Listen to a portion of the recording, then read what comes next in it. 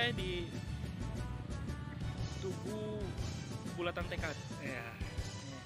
Jadi ini adalah monumennya ya, di Rengas Dengklok. Ini adalah cerita sejarahnya. Jadi sejarahnya Pak Soekarno oleh para pemuda dibawa ke Rengas Dengklok untuk pengasingan.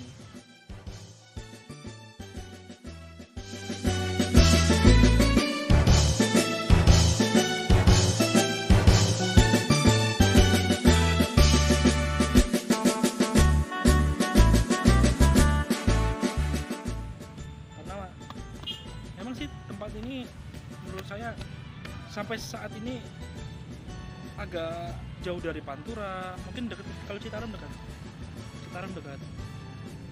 Memang sampai sekarang agak terpencil lah. Dan ini para pemuda ini menyelamatkan Soekarno pengasingan selama 1 hari di sini. Kalau 3 anaknya 3 hari di sini. Jadi tadi kita habis dari rumah pengasingannya itu, di sana itu cukup hening, penuh dengan aura kemerdekaan, penuh dengan aura keheningan, adem banget ya. Jadi di sebelah kiri itu, kalau kita masuk dari sebelah kiri itu kamarnya Muhammad Hatta, kalau sebelah kanan kamarnya Bung Karno ya.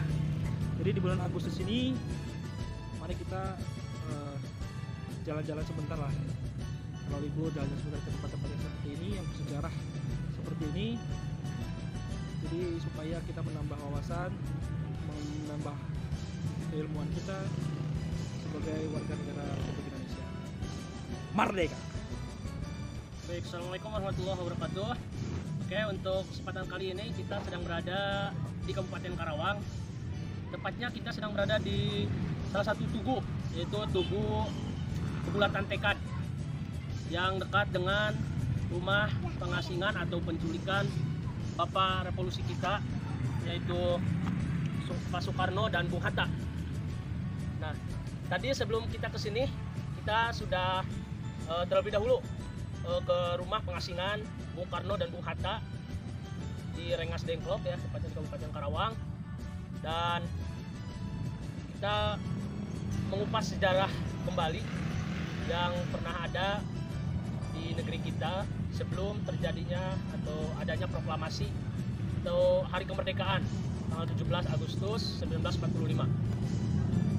Oke, untuk pengasingannya sendiri, alur ceritanya jadi ketika terjadi penculikan tersebut itu terjadi pada tanggal 16 Agustus 1945.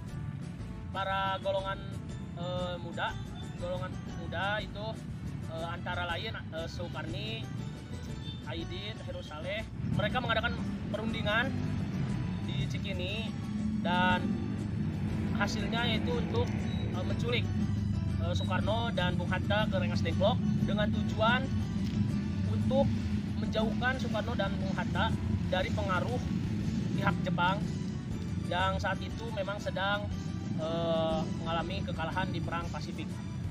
Nah, setelah diculik itu terjadi pada hari Kamis, tepatnya hari Kamis tanggal 16 Agustus 1945 pukul 3 pagi. Bung Hatta, Bung Karno dijemput beserta istri Bung Karno yaitu Ibu Fatmawati dan Guntur Soekarno Putra, dibawa oleh Soekarni, Aidit dan Heru Saleh itu dibawa ke Rengas Dengklok, ke rumah pengasingan jadi rumah milik seorang petani. Dan di situ mereka mendesak lah agar cepat-cepat diproklamasikan atau diproklamirkan kemerdekaan Indonesia tanpa menunggu arahan atau persetujuan dari Jepang.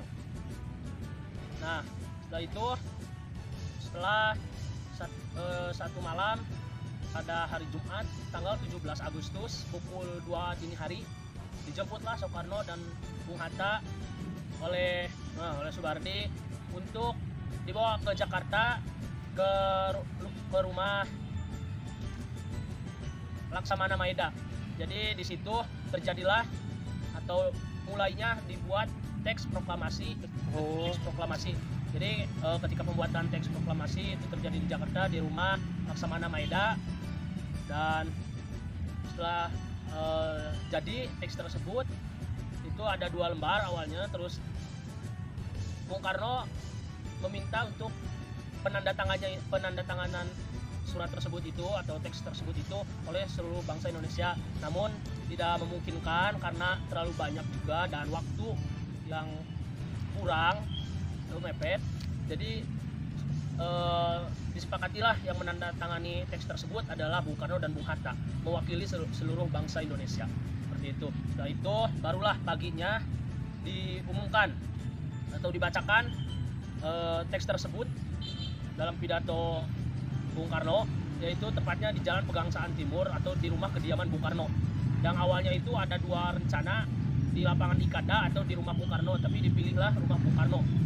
Nah, itulah sedikit alur cerita seputar tentang proklamasi atau kemerdekaan bangsa Indonesia tahun 45. Merdeka. Jadi intinya adalah Rengas Dengklok adalah sebuah bagian daerah yang terikat dalam sebuah sejarah di tanggal 16 itu, karena Bung Hatta dan Bung Karno pernah diculik untuk dibawa ke sini untuk dilakukan pengasingan. Walaupun hanya 1 malam atau 1 hari, itu sangat bernilai sejarahnya karena banyak terjadi sebuah peristiwa sejarah yang mana itu bisa terjadi di tanggal 17, berkaitan pada tanggal 17. Jadi sejarah Rengas Dengklok jangan sampai kita dilupakan, jangan sampai lupakan. Dan Kabupaten Karawang dari Tugu Kebulatan Tekad, dari rumahnya sampai dengan Tugu Proklamasi itu alhamdulillah Kabupaten Karawang cukup baik memerhatikan ini, dan lagi-lagi semua gratis. Tadi di rumah Jio Ki Siong itu tidak ada pungutan biaya, tapi ada kotak itu untuk perawatan. Tapi ya nggak apa-apa lah, mau ngasih berapa pun itu seikhlasnya kita. Lalu di Tugu Kebulatan Tekad tidak ada pembayaran, Tugu Proklamasi tidak ada pembayaran, mungkin kecuali parkir. Kalau parkir mungkin ada lah. Ya, intinya jas merah, jangan sekali-kali melupakan sejarah. Ya, sampai jumpa lagi di video berikutnya. Merdeka.